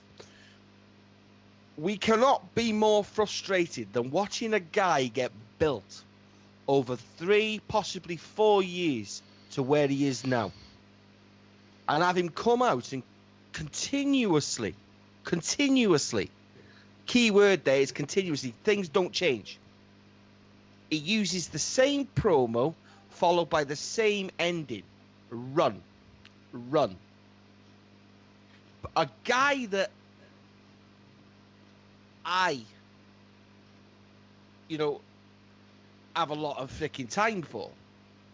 But let's face it, Daz, you're exactly the same as me. Mm-hmm. It's so fucking boring to hear him come out and refer to himself as a god. A guy with a fucking win-loss record of fucking, you know what I mean? You don't even need to freaking look at statistics and stuff like that, because you already know that this guy doesn't pick up big victories. I look at it now and I think, wow, it was such a nice thing to give him that world title, but such a big mistake as well. To have him just come out and to watch him this week on Raw. Two guys, let's be honest, that are completely lost. Oh, that's it. He's just lost again. That's it. Exactly that. It's an absolute fucking shambles that Bray Wyatt would even refer to himself as a god. And what the fuck are people got to run from? What have we got to run from? You know what I mean? The fucking, what they used to refer to himself as, a what with a fucking Ferrari engine? A tank with a Ferrari engine? Yes, it's Husky Harris. Here we go. You know what I mean? You couldn't pick your fucking fat ass up then. Yeah, he's an absolute fucking joke, man, honestly. And it's not him, granted. It's booking. But clearly he's got some freaking, you know what I mean? He's got a bit of passion in him. I mean, he's having affairs behind his wife's back now as well. It's Allegedly. But it's just it's not a fun time to actually watch Bray Wyatt, knowing, you know what I mean? It's so predictable. We do that predictions thing. Yeah, I actually think you could predict fucking a year to Bray Wyatt. Quite probably. How many pay-per-views are in a year? 106. 106. No, I mean, how many pay-per-views in the WWE now? About 16, 18? 16, 18. I would be very, very confident in saying Bray would win 4 of them. Oh, at best. Yeah, look, and that's it. That's it. I mean, I don't know how you can be, anyone can be, happy with, we have our favourites, and we have the guys that we don't like. Bray Wyatt by no means is a guy that I dislike. But you know what I mean? Gimmicks perfect. Good on a mic. You're scratching your head constantly. You're like, what's going on? And now you're pairing him with Seth Rollins. Another guy. What's he doing? It's not a fun time. I mean, me personally, I don't like to see fucking guys like that. If you can't, where's your passion? You know what I mean? Where's that push to want to succeed? It's a Dolph Ziggler scenario. It's Bray Wyatt. Seth Rollins is falling into that bracket. Seth Rollins got injured. The WWE's got no longer got any fucking faith in him. It's fucking. If these guys have got any inner, you know what I mean? If they want to better themselves, fucking just pick your fucking ball up and go home. Do a Stone Cold. You know what I mean? It's exactly that. It's a CM Punk, man. You don't need to be there. You remembered when like people, 20 years from now, remember that guy called Bray Wyatt? Fucking hell. Win-loss record. Have you seen his win-loss record? No? Have a look at that. 30%. Fucking hell. Exactly. You could compare him to fucking Dwayne Gill. Well, you could. Do you know what I mean? That's exactly what I'm saying. You've got a guy that's been given fucking how much time on a mic, given segments, and then you ask yourself a question: why the fuck's he got a segment? Why is he like taking up 15, 20 minutes? But he's not done anything since the House of Horrors. He's not done anything. He's not had a storyline. It's just appearing. That's exactly appearing. Yeah. That's exactly what I'm getting at. Is the fact that based on his time and the time he gets in the ring, you would expect that from a guy that's fucking John Cena. 16 fucking world titles. You're Triple H, Ric Flair. The guy has done nothing to warrant being given that time. Not his fault, granted, but you kind of, it's just, I say it's the Undertaker bracket. This is completely how I you know what I mean, completely different in obviously credibility and statistics. You know what I mean? Taker was under appreciated in my opinion. His title reigns do not speak for what he should have had. If there should have been a guy that broke, you know what I mean, Ric Flair's record, Taker should have fallen into that bracket, in my opinion. But Taker didn't need world titles. No. Taker didn't need them. Bray Wyatt fucking needs them. And Bray Wyatt's come in. And Bray Wyatt, in all honesty, when he came in, I thought, this is the guy that's going to take fucking Taker's, you know what I mean, fill them shoes. Yeah, but the thing is, though, to have somebody like that who's going to fill them shoes, you need to start him off in the correct way. Do you think with The Undertaker, apart from losing to Hulk Hogan, he went fucking years without losing to a main guy? I know, granted, he had like the Kamalas of the world and the fucking the fucking Giant Gonzalez's and stuff, but he didn't lose that often. It was only when he didn't. No, he didn't. It was only when it turned more into the Attitude Era that he lose more often, because you had your Triple H's, your Austins, your Rocks, who were the big guys, and Undertaker was just there. But by then, we're talking 8-9 years that he'd been with the company. By then, they built him up that much that, like you said, he didn't need a title. Purely the fact that they built him up that much that he could sustain himself on the roster just being the Undertaker. But the issue they've done with Bray Wyatt, they've tried to rush all that in the space of a year. Yeah, no, they have. Had him lose far too many storylines to make him credible anymore. And now he's just, like you said, he's just in the way. He's just appearing for the sake of appearing. Come out doing some random promo that doesn't really make any sense because it's not directed at any one individual. Yeah. So he's just rambling on for 10 minutes, and then he'll get involved in some form of match, or it's just. But that's not a feud. That's not. Do you know what I mean? No. Where's the he fucking? He can't hold a feud. That's the problem. Where's the graveyard? You know what I mean? What made the Undertaker was the Undertaker and Paul Bearer in the fucking in the graveyard and in the fucking Undertakers and that with the coffins. And I know obviously we don't live in that era anymore, and it's a different kettle of fish with the character wise. But the kind of most bizarre stuff we've had over Bray Wyatt ever is like the House of Horrors and that sort of stuff, and the weird graphics at WrestleMania. But that sort of crazy shit should have been brought in when they first brought Bray Wyatt, and if we want to push him as this, well, that should have been his introduction, in my opinion. Exactly. You know what I mean? That should have been his introduction, not the part which has basically tarnished him. You know what I mean? And it has, because I mean, before they used him as fodder with Daniel Bryan, didn't they? That was the thing. I don't think what helped Bray Wyatt. They used him as fodder with the whole when Bryan joined the Wyatt family. Well, they pushed fucking Bryan, didn't they? That's what it was. That cage Bryan match was supposed to be like a fucking slave. Yeah. You know what I mean? Bryan was getting a tormented freaking slave that Bray had got in his head.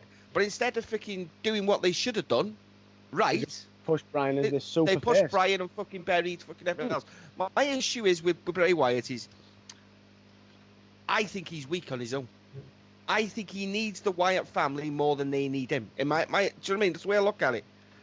I think he looks so powerful when he's got people behind him, because he can kind of create these men stand behind me and that's their place is behind me. When he's on his own, he looks a loner. He just and this is what worries me, is if they don't push Braun quick, do you know what I mean? And make them. Reckon he might come back as a face? I don't know, but this is the thing. I look at it and I think there's a part of me that fears that Braun could end up back with Bray. They've done it before with the Wyatt. Split them, put them back. Do you know what I mean? it worries me, but at the same time, I kind of look at it and I think, could we see Braun versus Bray? Yeah. I don't know, man. It's just Braun for as the me. face? Yeah. I think the other thing is I want to see more of. I know obviously we're on Wyatt, but I want to see more of Braun that you've seen on his Snapchat videos, his Instagram videos. He looks kind of like the fun guy. I mean, he's got quite a lot of personality. Like when he's singing, I don't say let's go to a stage where he comes out singing and stuff, but I want to see more of this, less of the monster. Like, but I think that's the way they'd have to go with him if he's a face. They could have him an Austin-esque style of big man character. Mm-hmm. I mean, me personally, I think, it fucking winds me up. It really does, because you see something that's, it's hard to find a perfect fucking gimmick and a perfect character these days, because people are so incapable. Wrestlers in themselves, do you know what I mean? That you don't see that mind anymore. You don't see their minds. You don't. Can you remember Bray's original? Roberts. Do you like when Bray first debuted the gimmick in NXT? With the Hawaii shirt on? Yeah, he based it so much on Waylon Mercer. Yeah. He based it so much on Waylon Mercer. And Waylon Mercer's pure gimmick, granted it wasn't it was around for like one or two fucking tapings, a challenge of superstars or something, before his injuries had to stop him. But Waylon Mercer's gimmick was simply, I'm going to hurt you, but I'm going to like it. Mm-hmm. And that was basically it. It was, and that's what Bray Wyatt was to begin with. It was, I liked it. I've got a sadistic groove, and I'm going to hurt you, but I'm going to hurt you with a big grin on my face. So I'm going to take loads of pleasure out of it. I think the gimmick's got lost in the shuffle. What is Bray Wyatt? Exactly. That's what I'm saying. He's created that. He's created that himself. And all this, but what's that? What's it mean? What is Bray Wyatt? The Undertaker was an Undertaker. For me, it's a gimmick. It's a gimmick that would have been. You just said it yourself. Waylon Mercy. It's a gimmick which would have been so powerful in the aggression era, Attitude Era, even Attitude Era. It would have been so good then because they had that license to shop and go that extra mile or something. Emotions. Do you know what I mean? You can't do shit like that on TV anymore. Kidnaps and stuff like that. So they either push this guy to the moon and keep doing it, or they take him off TV and they let it reinvent himself again. Because to me, he's fucked at the minute. And it's not going to improve. It's never going to improve. You cannot have a fucking win-loss record like that and then still get 20 fucking minutes fucking airtime. It's bollocks. I never ever used to fucking fast forward Bray segments, but I find myself doing it now. What do you say to that, Daz? Do you do it? Do you switch off now? Yeah. Yeah. Exactly. Do you know what I mean? It used to be one of the most intense guys standing in that ring in the dark where you can just see the lights all lit up behind him, and he'd draw you in. He used to come out and I'd think, shut up, Bray's gonna talk now. Exactly. That's exactly what I used to say to my missus. We shut the fuck up. We shut the fuck up, Bray's on. Dave, it's not real. Fuck, shut up. Do you know what I mean? Bray's on. Do you know what I mean? Yeah, but now this is like you watch the fucking X Factor. This is my Bray. You know what I mean? Just fucking but that's it. It's gone. I have no desire to watch a Bray segment, and it winds me up. But it's like everything with the WWE. You look. It's not like when we were fucking 20 years ago, 30 years ago. Where you had your fucking fan favourite and you never changed your fucking mind. People must listen to this podcast and go, fucking hell, that butcher's a fickle cunt. You know what I mean? He was kissing Jinder's fucking ass last week. Fucking hates him this week. Of course they do. Because it gets fucking stale. They have... The WWE has a fucking no brains. They have to push someone that fucking quick and that fast. They don't let people build themselves anymore. You say this, and these people will fucking boo you. Mohammed Hassan was fucking perfect. Perfect. Why couldn't they have given Jinder that? Because it's fucking PG. It's fucking bollocks. You know what I mean? Fucking Bray Wyatt fucking... he's fucking gone. He's it. You absolutely fucked a fucking perfect gimmick up. Because you can't book correct. Fucking wankers. Yes. Yes. Yes. Yes. Now, over to Mike for the segment of the week. And again, new graphics. Here we go.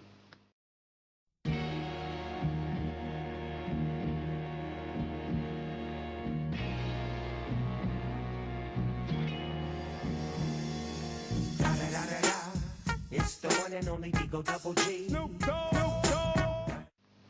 Okay, so my segment of the week. This week in wrestling was for me. I did enjoy the main event of SmackDown, yes, and won Sami Zayn's pep talk, which Shinsuke Nakamura saying I like him. That did crack me up.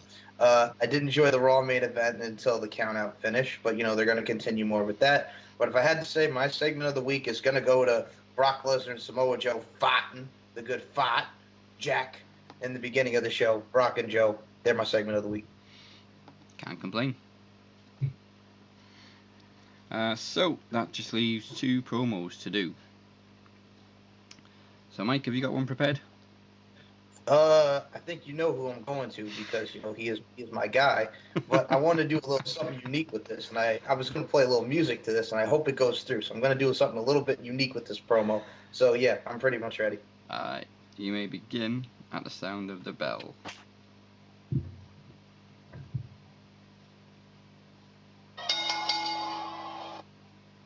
Let me see what's in my playlist, man.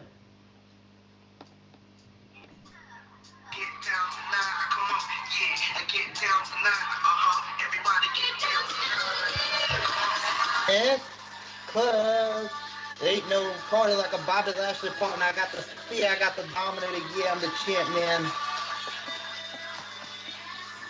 Yeah, I'm gonna groove on to my F Club, man. Bobby. We got a championship match in a couple days at GFW Amp live on Boulder Creek TV, son. And you're sitting here in the gym doing friggin' S Club 7 to your triceps, your biceps. Well, yeah, Mike. I'm getting ready, man. Get my hype. We got this match, man. Bobby, you crushed my ribs the last time I was in this match, all right? We're both studying each other. I got a non-title win over you. You beat me in the championship match. My ribs are sore, man, but I'm coming for you this time. It's hardcore rules. No disqualifications. Chairs, tables, ladders, anything goes. Bobby Lashley, no remorse. No excuses, just pain. And you already know this. Well, yeah, I already know this, Mike. So get serious, or else I'm going to fuck you up big time. You fuck me up, it's time for me to fuck you up back. Peace, motherfucker. All right, man.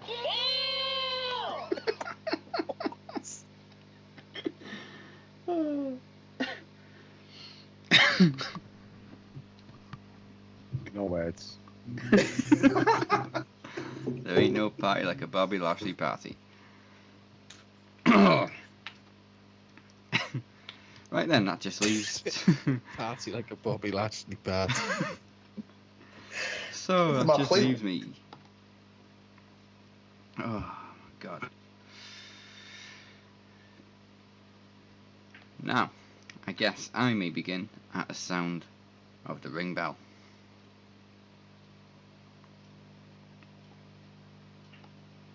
If someone could hit it for me. There we go. Ding ding! Now then. I've been here before. My name is Mason Ryan. And Azzy, last time I told you I was coming to Max Wrestling because you'd taken the piss out of me. So, as an apology, you recommended I change supermarkets. Now, I've been very happy in Sainsbury's, but you advised me to move to the land of the Green M. You said it would be better for me. You bastard. No, not only did you take the piss out of me, but you sent me there and I have suffered. That place is hell. There's green sausage rolls under the shelves. There's 20 bags of shit in the back. There's later dates at the front of the shelves. I'm going back to fucking Sainsbury's. Fuck this shit. I mean, before I became a wrestler, I worked in my family's funeral parlour, and even that didn't smell as bad as this fucking shithole. So I tell you what's gonna happen now. I'm coming to Max Wrestling again, and this time I'll show you the meaning. I will show you the meaning, my boy, of fresh delivery.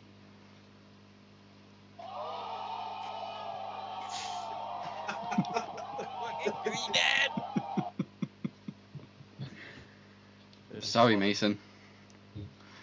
Lovely. That was fucking lovely. You fucking tearing me eye, boy. The fucking Golden Globes, fucking Grammys. Well, that is the end of the show. Big thank you to our captains. They're here every week. You can find the Butcher at. You can find me at 69 Butcher, and coming very, very soon. When me and Mr. Burnham, we've been talking about it for fucking how long? We're not, but it's coming. We're gonna get it done. We're gonna get it done this week. Unbelievable, Jeff. Oh, it's unbelievable, Jeff. Please tell me there's Cammy sound bites. You're gonna have to do that. Yeah. Yeah. I don't know. It's unbelievable, Jeff. Red card, I must have missed that. We'll have a special Cammy Koki. Cammy Koki. We'll have Cammy Koki. And you can find the champion, Mike Larkin, at. First off, I will say, even though I know I could feel him glaring a hole through me here, but Mr. Dave Burnham, that great final. As always, my guys, my dudes, it's always a pleasure. And SM Show 1, MCL92 on the Twitter, SoundCloud MC Larkin 92. Swerve Talk Network shows, S&M, Golden Age, everything. Lots of great stuff on the network and the Swerve Talk Network as well. We got a pop culture history audio coming from me very, very soon, so stay tuned. Sweet, we're recruiting people. And you can find Dave Burnham at. It's a podcast for everything ruthless aggression, and Mike, title's not even real, bro. Don't say that, kayfabe, man. You could just, I reckon at that current time there, what Burnham was actually doing was making a voodoo doll. A voodoo doll of Mike. So you're back to the original Ariera podcast Twitter handle now. Yeah. Fucking hackers. After that weekend of confusion. And I'm also here every week. You can laugh at my sarcastic tweets at DazzyMWP. Show us some love at Max Wrestling UK on Facebook, Twitter and Instagram, and also make sure you don't miss our new episodes by subscribing to us on YouTube, Podomatic and iTunes. And of course our episodes go first up exclusively on Facebook now, so if you want to see them before anybody else, make sure you follow us on Facebook. The next 2 weeks will be a little bit different. I'll be on my long-awaited honeymoon, so we've put together some special episodes just for you. Next week will be a crossover with one of Dave's shows on STN as we discuss the best and worst of the Ruthless Aggression era. So be there or be it. Dead. All that, yeah. Also, make sure you check out the Wrestling Court, new to the Swerve Talk Network this week. And before we go, big shout out to our new Indian listeners that helped break our records last week. Thank you very much. And that's the bottom line. Because we're out of time. Because the doorbell's going. Oh.